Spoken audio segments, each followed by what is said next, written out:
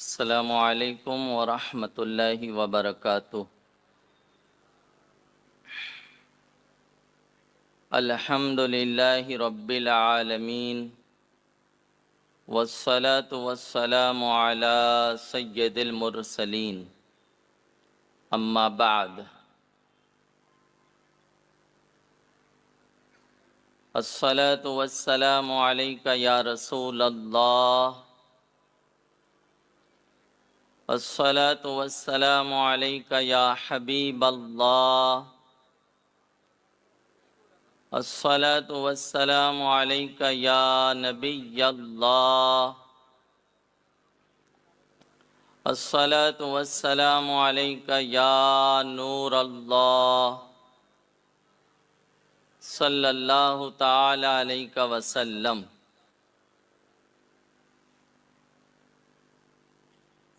मेरे प्यारे आका सल्लल्लाहु ताला अलैहि वसल्लम के प्यारे दीवानों, दूर दराज से आप हजरात तहरीक सुन्नी दावत इस्लामी के इस अज़ीमुश्शान सुन्नी इज्तिमा में तशरीफ़ लाए। अल्लाह ताला आप तमामी हाजरीन की हाज़री को कबूल फ़रमाए और इस सफ़र को सफ़र हज का सबब बनाए। हमारी इस हाज़री को हरमैन शरीफ़ैन की हाज़री का ज़रिया बनाए, निजात का ज़रिया बनाए। आज आपने वादी नूर के लिए सफ़र किया है। सफ़र इंसानी ज़िंदगी का लाज़मी हिस्सा है। इंसान सफ़र करता रहता है, कभी तिजारत की गर्ज से, कभी शादी ब्याह में शिरकत की गर्ज से, कभी हुसूल इल्म के लिए। और नमाज ऐसा अजीम फरीज़ा है कि वो सफ़र में भी माफ़ नहीं है। लेकिन चूँकि मुसाफिर फितरी तौर पर सफ़र में उजलत में रहता है, जल्दी में रहता है, इसलिए नमाज में उसको शॉर्ट करने की इजाज़त दी गई, जिसे शरीयत की इस्तिलाह में क़स्र कहा जाता है। रकतें कम की गई और 4 रकत वाली फ़र्ज़ नमाज यानी ज़ोहर 4 रकती है, असर 4 रकती है, इशा 4 रकती फ़र्ज़ नमाज है। तो इसको कसर करने की इजाज़त दी गई। 2 रकत पढ़ने की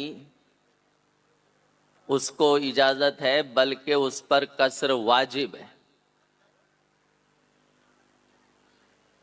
4 रकत वाली फ़र्ज़ नमाज 2 रकत अदा करना मुसाफिर पर वाजिब है।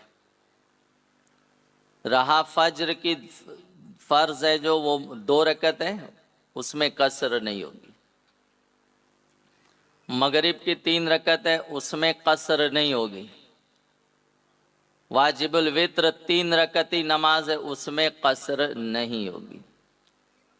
कसर सिर्फ और सिर्फ 4 रकत वाली फ़र्ज़ नमाज में होगी, ज़ोहर, असर और इशा, और सिर्फ फ़र्ज़ नमाज में होगी। सुन्नतों में कसर नहीं होगी। ये किसके लिए है? जो मुसाफिर हो। ये सहूलत किसके लिए है? जो मुसाफिर हो। अब शरीयत मुतारा के नज़दीक कोई मुसाफिर कब होता है? शरीयत की रूह से वो मुसाफिर कब होगा? कितना फासला तय करने की उसकी नीयत होगी तो मुसाफिर होगा। तो जो अपने इलाके से, शहर वाला शहर से, देहात वाला देहात से, जब अपने इलाके से 92.5 यानी 92.5 किलोमीटर जाने के मकसद से निकला हो तो वो अपना इलाका छोड़ते ही मुसाफिर हो जाएगा। शहर वाला शहर छोड़ते ही मुसाफिर हो जाएगा। कब? जब उसका मकसद इतना हो 92.5 किलोमीटर या उससे ज्यादा। अब वो ज्यादा कितना भी जाने का इरादा है, उसकी नीयत है, तो वो अपना इलाका छोड़ते ही मुसाफिर हो जाएगा। और जहां जा रहा है, जैसे आप दूर दराज से सफर करके मालेगांव से, धुलिया से, सूरत से, रायचूर से, मुझे चेहरे नजर आ रहे हैं लोगों के, आए हैं आप हुबली से। अब वादी नूर के इज्तिमा में आप आए हैं तो जाहिर सी बात है 2 दिन का इज्तिमा है। एक आध दिन आप और बॉम्बे में रुकेंगे, ज़ियारत वगैरह करेंगे। 3-4 दिन का मुश्तमिल आपका ये सफ़र है। तो इसमें आप मुसाफिर हैं, क्योंकि 92 से भी ज़्यादा आप तय करके आए और 15 दिन से कम रुकने की नीयत से आए हैं। तो रास्ते में भी मुसाफिर थे, यहाँ भी मुसाफिर हैं। यहाँ से जब वापस लौटेंगे, यहाँ से जब आप वापस लौटेंगे तो चूंकि शरई मसाफत है वो, तो रिटर्न में भी आप मुसाफिर रहेंगे। ये याद रखें कि जो अपने इलाके से 92.5 किलोमीटर के मकसद से निकला तो वो अपना इलाका छोड़ते ही मुसाफिर हो जाता है। बाज लोग ये गलत फहमी में है कि 92 ट्रैवलिंग करने के बाद वो समझते हैं मुसाफिर होंगे। ऐसा नहीं है। आपने अपना इलाका छोड़ा, शहर वाले ने शहर की आबादी छोड़ी, देहात वाले ने अपने देहात की आबादी छोड़ी, और उसका 92.5 किलोमीटर जाने का मकसद है, जाने का इरादा है, तो वो अपना इलाका छोड़ते ही मुसाफिर हो जाएगा। अब मिसाल के तौर पर किसी का शहर 10 किलोमीटर के रेंज में फैला हुआ है। अब उसे जैसे यहाँ से नासिक जाना है तो नासिक शरई मसाफत पर है, करीब करीब 100 किलोमीटर के आसपास होगा बॉम्बे से, तो शरई मसाफत है वो। तो अब बॉम्बे इस तरफ जितना फैला है उसको वो क्रॉस करना होगा तो वो मुसाफिर होगा। उसके बाद सफर के काम उस पर नाफिज हो जाएंगे। जिस तरफ जा रहा है उस तरफ की आबादी, उस तरफ का एरिया देखा जाएगा। मिसाल के तौर पर कोई शहर, उसको राइट साइड से निकलना है, वो उस तरफ की आबादी 10 किलोमीटर तक फैली हुई है, लेकिन उसके लेफ्ट में 25 किलोमीटर है सिटी, तो उसका एतबार नहीं होगा। वो जिस डायरेक्शन पे जा रहा है, जिस सिमत से उसका सफर है, उसका एतबार होगा। तो शहर वाला शहर छोड़ते ही मुसाफिर हो जाएगा, देहात वाला देहात छोड़ते ही मुसाफिर हो जाएगा। ये जो मैं शरई मुसाफिर की तारीफ मैंने अर्ज की है, उसको वट टू वट आप याद कर लीजिए, उसको जहन में बिठा लीजिए, आपको हमेशा काम आएगी कि जो अपने इलाके से 92.5 किलोमीटर जाने के मकसद से निकला हो तो वो अपना इलाका छोड़ते ही मुसाफिर हो जाएगा। शहरी है तो शहर छोड़ते ही, देहात का रहने वाला है तो देहात छोड़ते ही मुसाफिर हो जाएगा। और जहां जा रहा है, जहां उसका जाना मकसद है, वहां 15 दिन से कम ठहरने की नियत है तो वहां पहुंचने के बाद भी मुसाफिर होगा। और वहां से जब लौटेगा, रिटर्न आएगा, तो भी रास्ते में मुसाफिर होगा। कब तक? जब तक अपने वतन असली में दाखिल ना हो जाए। जो उसका वतन असली है, जहां उसकी पैदाइश हुई है, वो उसका वतन असली है। तो जब तक उसमें दाखिल ना हो जाए, वो मुसाफिर ही रहेगा। तो ऐसे ही मुसाफिर पर 4 रकत वाली फर्ज नमाज 2 रकत अदा करना वाजिब है। मादअल्लाह किसी ने जानबूझकर मुकम्मल नमाज अदा की तो उसकी नमाज मकरूह तहरीमी होगी, गुनहगार होगा। आका अलैहिस्सलाम ने इरशाद फरमाया, मुसाफिर पर यह अल्लाह का इनाम है। यानी 4 रकत वाली फर्ज नमाज 2 रकत अदा करना मुसाफिर पर यह अल्लाह का इनाम है। तो आका अलैहिस्सलाम इरशाद फरमाते हैं, अल्लाह का इनाम कबूल करो। यानी 4 रकत वाली फर्ज नमाज 2 रकत अदा करो। मेरी बात समझ में आ रही है आप लोगों को?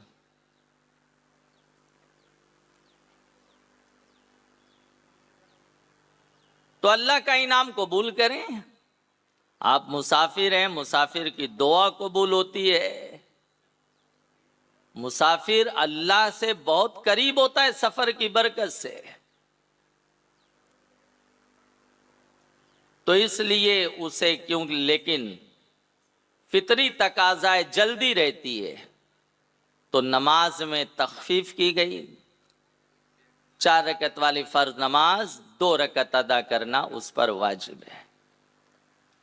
तो मैं अर्ज कर रहा था, किसी ने जानबूझकर अगर मुकम्मल नमाज पढ़ी, जैसे जोहर को 2 नहीं पढ़ा, 4 फर्ज पढ़ा, तो नमाज तहरीमी होगी। इसी तरह से ज्यादा सवाब की नियत से अगर उसने मुकम्मल पढ़ा तो ज्यादा सवाब तो छोड़ो, उसकी नमाज मकरूह तहरीमी होगी, गुनहगार होगा। इमाम आजम अबू हनीफा रदियल्लाहु ताला अन्हु सिराजुल उम्मा नौमान बिन साबित रदियल्लाहु ताला अन्हु के नजदीक 2 रकत ही उसकी मुकम्मल नमाज है मुसाफिर की। तो मुकम्मल यानी पूरी 4 नहीं पढ़नी मुसाफिर को, 2 ही पढ़नी है। रहा सुन्नतें, तो जो सुन्नतें मुअक्कदा हैं, जैसे जोहर में पहले 4 फर्ज से 4 रकत सुन्नतें मुअक्कदा है, और दीगर नमाजों में मगरिब में 2 रकत है, इशा में 2 रकत है, फज्र में 2 रकत है, जोहर में 4 फर्ज से के बाद 2 रकत है। तो सुन्नतें उसमें कसर नहीं होगी। हाँ, अगर जल्दी है तो सुन्नतें सारी की सारी माफ होंगी, चाहे वो सुन्नतें मुअक्कदा ही क्यों ना हो। गैर मुअक्कदा तो नफल के हुक्म में है।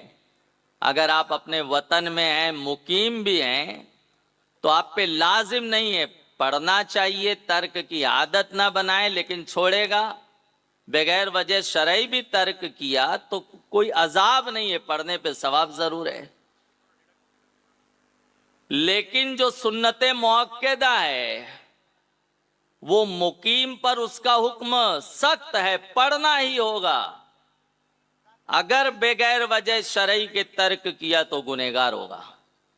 लेकिन हालत सफर में अगर जल्दी है मुसाफिर को तो सुन्नत मुअक्कदा माफ होंगी, और जल्दी नहीं है, और अगर जल्दी नहीं है तो सुन्नतें पढ़ी जाएंगी और पूरी पढ़ी जाएंगी, उसमें कसर नहीं होगी। लेकिन 4 रकत वाली फर्ज नमाज में आपको कितनी सहूलत क्यों ना हो, जैसे आपका अपना ग्रुप है, आपकी अपनी फैमिली है, आपकी अपनी वैन है, बस है, कोई जल्दी नहीं है, लेकिन आपका इरादा 92 या उससे ज्यादा 92 किलोमीटर, मैं जब 92 अगर कहूंगा तो वहां हाफ शामिल हो गए, याद रखें। अगर आपका इरादा 92 किलोमीटर या उससे ज्यादा का है तो आप मुसाफिर हो चुके हैं, अपना इलाका छोड़ते ही मुसाफिर हैं। बहुत आरामदेह सफर है, सहूलत है, एसी का एहतमाम है, बहुत एकदम इत्मीनान का माहौल है, लेकिन 4 रकत वाली फर्ज नमाज आप पर 2 ही पढ़ना वाजिब है। ऐसा नहीं कि जल्दी नहीं है, बहुत सहूलत है तो हम पूरी पढ़ेंगे। अगर किसी ने ऐसी हरकत की तो उसकी नमाज मकरूह तहरीमी होगी, वाजिबुल इआदा होगी, फिर से पढ़ी जाएगी। मेरे अजीजों, मुसाफिर पर कसर के काम उसी वक्त नाफिज होंगे जब उसका मकसद 92.5 किलोमीटर जाने का हो और दरमियान में कहीं रुकने की नीयत ना हो। अगर दरमियान में रुकने की नीयत है, जैसे आप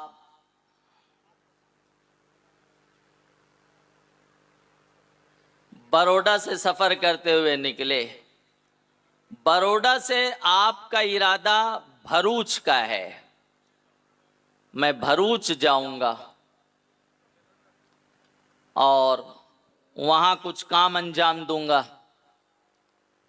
फिर भरूच से निकला, फिर उसका इरादा 60 किलोमीटर सूरत रुकने का है, रिश्तेदारी में शादी है, तो भरूच से अब वो सूरत का टुकड़ा तय किया 60 किलोमीटर या 70 किलोमीटर कमोबेश, फिर वहां से मजीद 70-80 किलोमीटर बलसाड़ की नियत से निकला।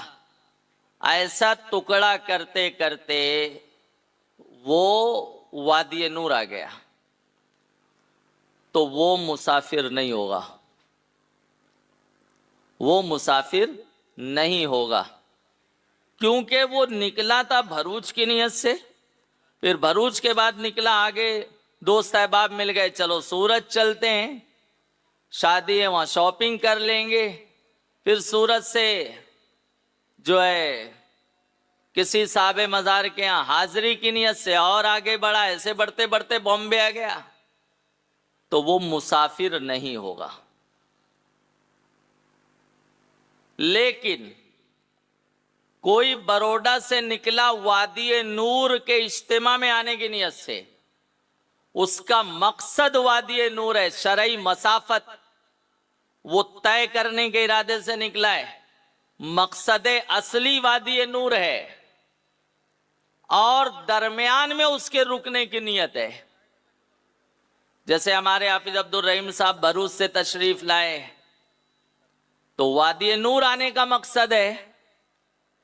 अब हुजूर अमीर सुन्नी दावत इस्लामी ने इनको हुक्म दे दिया कि हाफिज साहब ऐसा है कि सूरत में एक दावती इज्तिमा आप करके आए, दावत देकर आए, तो ये दावतो तबलीग की गर्ज से सूरत रुक गए, भले 2-4 घंटा रुक गए, तो ये रुकना सफर के लिए माने नहीं होगा, ये रुकना मुसाफिर होने से रुकावट का सबब नहीं बनेगा, बल्कि वो मुसाफिर ही रहेंगे। इसी तरह कोई खाना खाने की नियत से कहीं रुक रहा है 90 किलोमीटर के अंदर इस्तिंजा के लिए रुक रहा है, बस वगैरह चेंज करना है, ट्रेन चेंज करना है, ब्रेक जर्नी उसके लिए रुक रहा है, तो ये रुकना रुकावट का सबब नहीं बनेगा, क्योंकि उसका मकसद असली तो 92.5 जाना ही है, उससे ज्यादा जाना ही है। बीच में कहीं जिम्नन रुकना हो रहा है, कहीं फितरी तकाजे के तहत रुकना हो रहा है, वक्त नमाज आ गया तो रुकेगा वो, तो ये रुकना उसके लिए सफर के लिए माने नहीं होगा, वो मुसाफिर ही रहेगा। मेरे प्यारे आका अलैहिस्सलात व तस्लीम के प्यारे दीवानों, मुसाफिर जब मुकीम इमाम की इक्तिदा में नमाज पढ़ेगा, जैसे आप ज्यादातर मुसाफिर हैं, दूर दराज से आए अल्हम्दुलिल्लाह, अभी जोहर की नमाज होगी तो इमाम साहब मुकीम है, वो 4 पढ़ाएंगे, आप मुसाफिर हैं, लेकिन जब आप मुकीम इमाम की इक्तिदा में पढ़ेंगे तो आप भी पूरी 4 पढ़ेंगे। ऐसा नहीं कि आप अपनी 2 पढ़ेंगे, ऐसा नहीं। हत्ता के आप मुसाफिर हैं, जोहर की अजान हुई, इस्तिंजा वजू को गए, आते आते ताखिर हो गई। जैसे अभी कल जो इतवार को क्राउड बढ़ जाता है अल्हम्दुलिल्लाह, आप पहुंचे इमाम कायदे आखिरा में असर में, और आप मुसाफिर हैं, तो आपने इमाम को ज्वाइन किया कायदा आखिरा में, आखिरी कायदे में आप पहुंचे, तो इमाम के सलाम फेरने के बाद आप 2 नहीं पढ़ेंगे, पूरी 4 पढ़ेंगे। जैसी इमाम की नमाज है वैसी आपकी होगी, क्योंकि इमाम मुकीम है, तो इमाम ने 4 पढ़ाई है, आप कायदा आखिरा में अगरचे ज्वाइंट हुए हो, तो इमाम के सलाम फेरने के बाद आपको मुकम्मल 4 पढ़नी होगी, वहां आप कसर नहीं करेंगे। लेकिन हाँ, जब आप अपनी पढ़ेंगे, इनफरादी अपनी अलग पढ़ेंगे 4 रकअत वाली फर्ज नमाज, तो उसमें आप पर यह लाजिम है कि आप उसमें कसर करेंगे, 2 ही अदा करेंगे। या आपके ग्रुप में कोई मुसाफिर, कोई हाफिज साहब हैं, या कोई ऐसे हैं जिनकी इक्तिदा में नमाज अल्हम्दुलिल्लाह सही हो जाती है, यानी इमाम भी मुसाफिर है, तो वो भी 2 रकअत पढ़ाएंगे, और जो उनके पीछे मुसाफिर मुक्तदी हैं वो भी 2 रकअत पढ़ेंगे। यानी मुसाफिर जब मुसाफिर इमाम के पीछे पढ़ेगा तो 2 पढ़ेगा, और मुसाफिर जब अपनी 4 रकअत वाली फर्ज नमाज जमात के अलावा पढ़ेगा तो भी उसे 2 पढ़नी होगी। लेकिन मुसाफिर मुकीम इमाम की इक्तिदा में अगर आ गया तो उसे मुकम्मल 4 रकअत अदा करनी होगी। मेरे अजीजों, मैं उम्मीद करता हूं मेरे बयान करदा मसाइल आपको समझ में आ रहे हैं। जिनको समझ में आ रहे हैं हाथ उठाए, एक बार बुलंद आवाज से दुरूद शरीफ पढ़ें। अल्लाहुम्मा सल्ली अला सय्यिदिना मौलाना मुहम्मदिन फिल अव्वलीन वल आखिरीन व फिल मलाइल आला इला यौमिद्दीन। मेरे अजीजों, मैंने अभी बताया कि वतन असली में आते ही सफर खत्म हो जाएगा। ये वतन असली क्या? तो जहां आप पैदा हुए, अगर वहां आपका आबाई मकान मौजूद है तो वो आपका वतन असली है। जहां आप पैदा हुए, अगरचे वालिदैन का इंतकाल हो गया, दोनों का या किसी एक का, लेकिन आबाई मकान मौजूद है, तो वो आपका वतन असली होगा।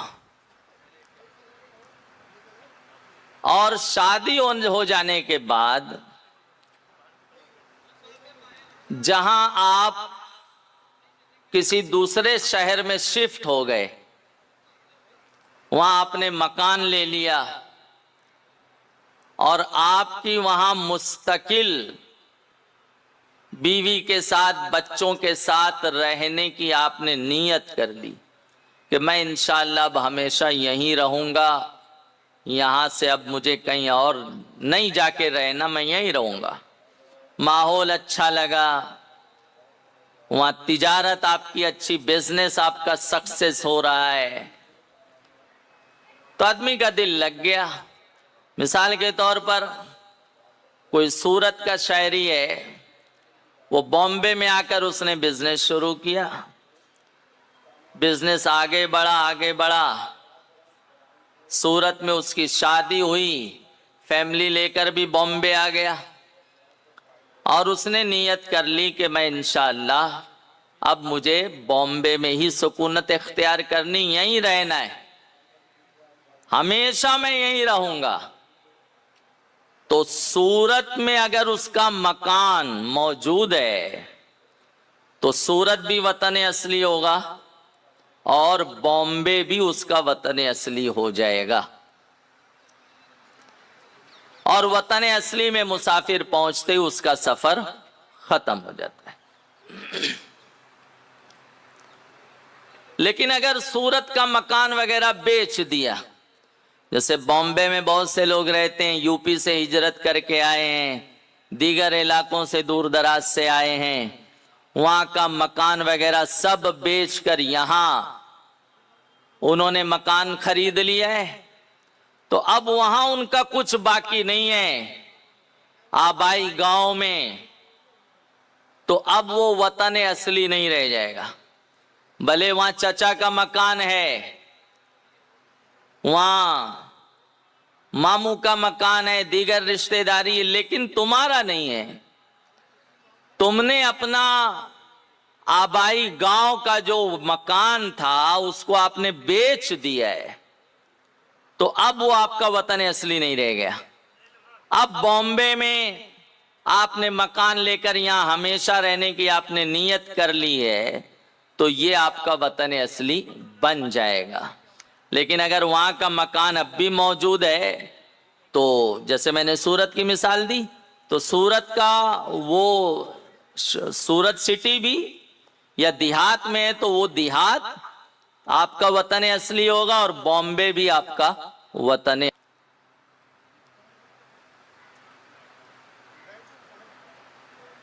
सफर करने से एक है वतन असली जैसे मैंने बताया, दूसरा है वतन अकामत।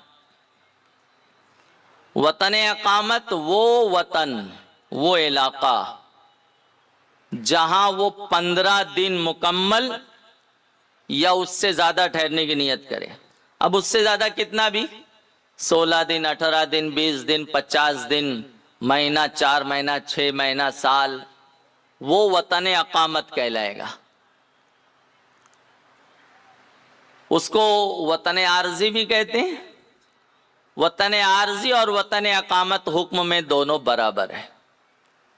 तो जहां मुसाफिर 15 दिन मुकम्मल या उससे ज्यादा ठहरने की नियत करता है, तो वो उसका वतन अकामत कहलाता है। और वतन अकामत में आपको नमाज पूरी पढ़नी है।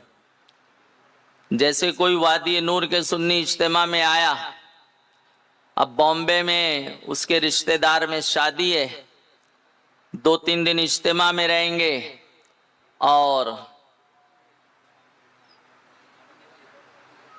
12-13 दिन जो है शादी में, चचा के यहाँ शादी है, मामू के यहाँ शादी है, बड़े अब्बू के यहाँ शादी है, भतीजे की, भांजे की वगैरह, उनके यहाँ गुजारना है।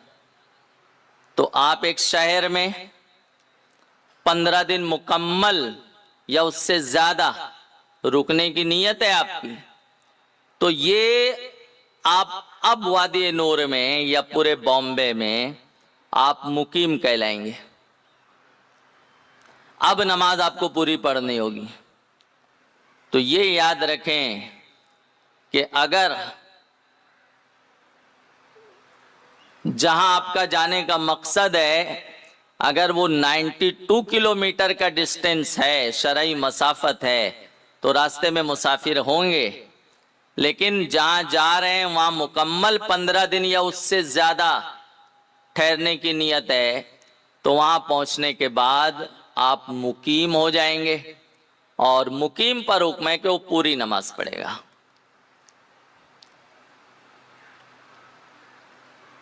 तो वतन अकामत वतन असली में आने से खत्म हो जाता है। इसी तरह वतन अकामत सफर से भी खत्म हो जाता है। मिसाल के तौर पर कोई बॉम्बे का शहरी है, वो यहां से बेंगलोर गया। बेंगलोर में उसकी 20 दिन रहने की नियत है। बेंगलोर में उसकी नियत 20 दिन मुस्तकिल रहने की है। तो मैं अब आपसे सवाल करता हूं, जवाब देंगे आप लोग। बॉम्बे का शहरी बेंगलोर 20 दिन के लिए गया, तो बेंगलोर उसका कौन सा वतन होगा? बुलंद आवाज से बोलो, वतने अकामत।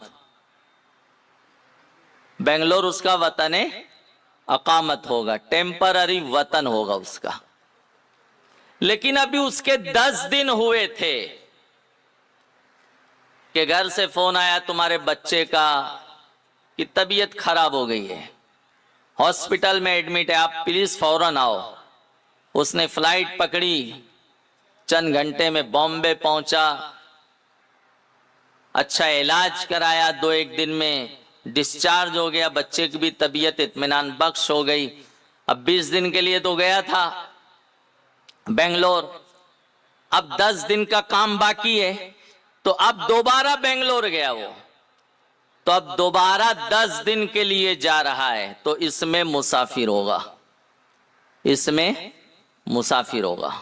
और वो जो पहले चक्कर में 10 दिन वो रह कर आया है, तो गया 10 दिन के लिए नहीं था, गया कितने दिन के लिए था? 20 दिन के लिए। तो उसमें उसने पूरी नमाज पढ़ी 10 दिन, और जाहिर सी बात है उसकी नीयत 10 दिन रुकने की नहीं थी, 20 दिन रुकने की थी, तो उसने उसमें मुकम्मल नमाज पढ़ता रहा। अब ये एक अचानक उसकी नीयत तब्दील हुई और उसे फौरन हादसे की बुनियाद पर घर आना पड़ा। अब वो मसला हल होने के बाद दोबारा पहुंचा, तो 10 दिन और रुकने की नीयत से गया है वो। तो पहले 10 दिन में उसने जो पूरी नमाज पढ़ी वो सही है, क्योंकि उसकी नीयत 20 दिन की थी। ये एक हादसा हो गया जिसके लिए उसको अपने वतन असली बॉम्बे आना पड़ा। अब 10 दिन का उसका वर्क बाकी था, अब दोबारा गया तो उसमें वो कसर करेगा। इसी तरह से कोई 20 दिन के लिए, कोई दिल्ली का शहरी है, वो बॉम्बे आया 1 महीने के लिए, 1 महीना उसकी रुकने की नीयत है। 1 महीने के बाद का रिटर्न टिकट लेकर उसने आया है, तो अब 1 महीना बॉम्बे रुकेगा, तो बॉम्बे उसका कौन सा वतन होगा? बोलो, वो पीछे वाले भी बोलो, सुन रहे हो आप लोग? आवाज आ रही मेरी? वतने अकामत होगा। अब कुछ लोग ऐसे होते हैं, बॉम्बे की बोली में बोलते हैं, बोल बचन बहुत हार्ड होता है, तो उनकी दोस्ती वगैरह भी बहुत जल्दी हो जाती है, घुल मिल जाते हैं, बहुत जल्दी फ्री हो जाते हैं। आप भी ऐसे लोगों को जानते होंगे, कुछ हमारे मुबल्लिगीन में भी आपको मिलेंगे ऐसे। ठीक है, अच्छी बात है, ये अच्छी सलाहियत रहती जिसे अल्लाह ने ये सलाहियत दी है। बहरहाल 20 दिन बॉम्बे में रुका है वो। 21वें दिन उसके किसी दोस्त की शादी पड़ी और बारात गई नासिक। तो बॉम्बे से नासिक भी शरई मसाफत रखता है, यानी 92 से भी ज्यादा है। तो एक दिन के लिए गया वो नासिक, फिर वापस आया। तो अब मजीद उसे 10 दिन रुकना। मजीद कितने दिन रुकना है? 10 दिन। तो वो पहले 20 दिन में मुकीम था, पूरी नमाज पढ़ा है वो सही किया। लेकिन अब जो वापस आया है सफर करके, तो अब उसे बॉम्बे में 10 दिन और रुकना है। और ये 20 दिन के बाद शरई मसाफत का डिस्टेंस तय करके आया, तो अब इस 10 दिन में दोबारा मुसाफिर हो जाएगा वो। अब इस 10 दिन में दोबारा मुसाफिर हो जाएगा वो, और उसे अब 10 दिन में नमाज कसर अदा करनी होगी। जब भी मुकीम इमाम के अलावा अपनी पढ़ेगा अलग से या मुसाफिर इमाम के पीछे पढ़ेगा, तो 4 रकत वाली फर्ज नमाज 2 रकत अदा करना वाजिब होगा। अब आपके कुछ सवाल है तो कीजिए आप लोग भी कुछ, क्योंकि तकरीर नहीं हो रही है। फरमाए, मेरे इल्म में रहेगा तो जवाब देंगे, वरना अल्हम्दुलिल्लाह मुफ्ती निजामुद्दीन साहब किबला दीगर उलमा हैं।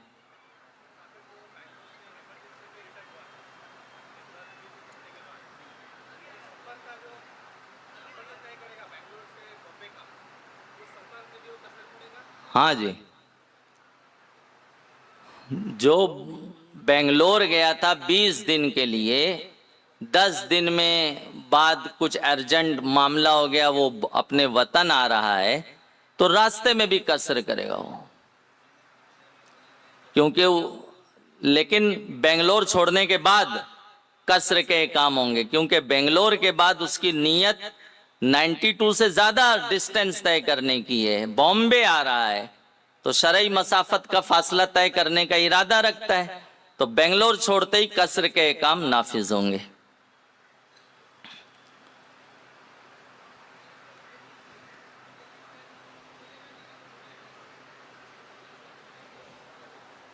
कुछ रह गया तो बताइए।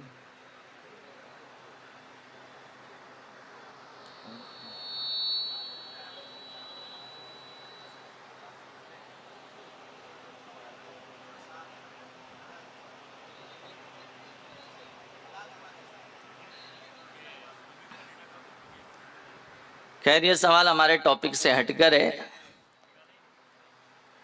चलती ट्रेन में नमाज पढ़ना कैसा, वो ये पूछ रहे हैं। तो चलती ट्रेन में फर्ज नमाज और वित्र वाजिब पढ़ने से बचा जाएगा, लेकिन ऐसा है कि नहीं पढ़ेंगे तो नमाज कज़ा हो जाएगी। तो अब मादअल्लाह कज़ा नहीं करेंगे, चलती ट्रेन में उसे पढ़ लेंगे। बाद में जब आप इत्मीनान का माहौल मिल जाए तो उसे दोहरा लीजिए। और एक बात ये भी याद रखें, बहुत से लोग हालत सफर में मादअल्लाह नमाज ही कज़ा कर देते हैं, छोड़ देते हैं। तो नमाज कज़ा नहीं करेंगे। बस एक मिनट बेटा, नमाज मादअल्लाह रब्बिल आलमीन कज़ा नहीं करेंगे। मुसाफिर को कसर की इजाजत है, कज़ा करने की इजाजत नहीं है। कज़ा करेगा तो वही अजाब का मुस्तहिक होगा जो नमाज कज़ा करने का वबाल है। अगर मादअल्लाह किसी ने सफर में 4 रकत वाली फर्ज नमाज कज़ा कर दी, तो जब अपने वतन में भी पढ़ेगा तो कसर ही पड़ेगा। ऐसा नहीं कि अब सफर खत्म हो गया है, अब तो हम अपने वतन में आ गए तो पूरी 4 पढ़ेगा, नहीं, उसे 2 ही पढ़ना है। इसमें ये कायदा है, ये कानून है, जैसी कज़ा वैसी अदा।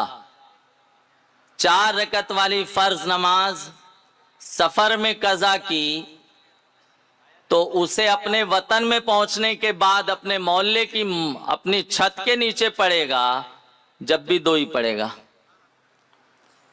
और 4 रकत वाली फर्ज नमाज अपने वतन में कज़ा हुई, अब सफर में पढ़ना चाहता है तो पूरी पढ़ेगा, उसमें कसर नहीं करेगा। फरमाइए।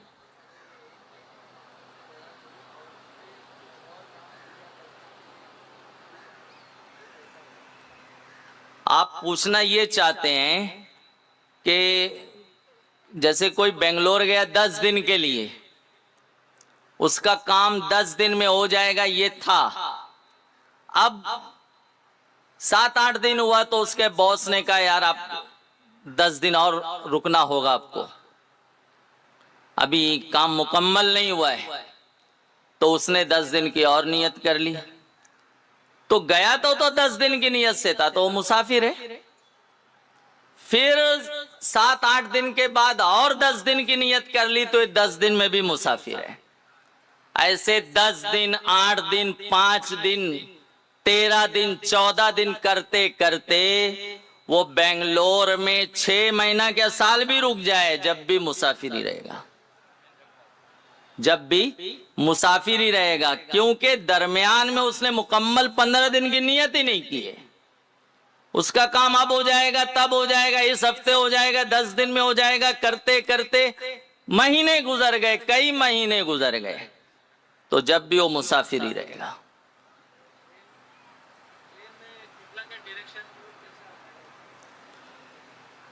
अब आजकल तो मोबाइल आपका ये सारा काम कर देता है, लेकिन किसी के पास एंड्रॉयड फोन नहीं है, या है तो सफर में बैटरी उसकी डाउन हो गई है, काम नहीं कर रहा, कोई और साथी नहीं है, बेसिक मोबाइल है तो उसमें ये फंक्शन नहीं है, सहूलत नहीं है, तो किसी से पूछ लें। अब अगर कोई मुसलमान नहीं है तो नॉन मुस्लिम से इतना पूछ लें कि सूरज निकलता कहां से इधर, तो जहां से बताएगा निकलता है तो उसके अपोजिट में किबला होगा। कहीं कहीं लोग ये भी नहीं बताते, वो सर खुजाने लग जाते हैं। तो फिर ये है कि आप दिल से फैसला करें, उसको कहते हैं तहर्री। दिल से फैसला करें कि उसका दिल जिस डायरेक्शन पे जम जाएगा उसके हक में वही किबला होगा, उसकी नमाज उसी रुख पर हो जाएगी। 2 साथी, एक का दिल जो है यहाँ जमा, एक का दिल यहाँ जमा, जरूरी थोड़ी ना है दोनों का की चॉइस एक हो, दोनों का इंतखाब एक हो। एक का दिल जम रहा है इधर, एक का दिल जम रहा है इधर, तो एक जिसका यहाँ जम रहा है उसकी नमाज यहाँ सही होगी, जिसका यहाँ जम रहा है उसकी नमाज यहाँ सही होगी।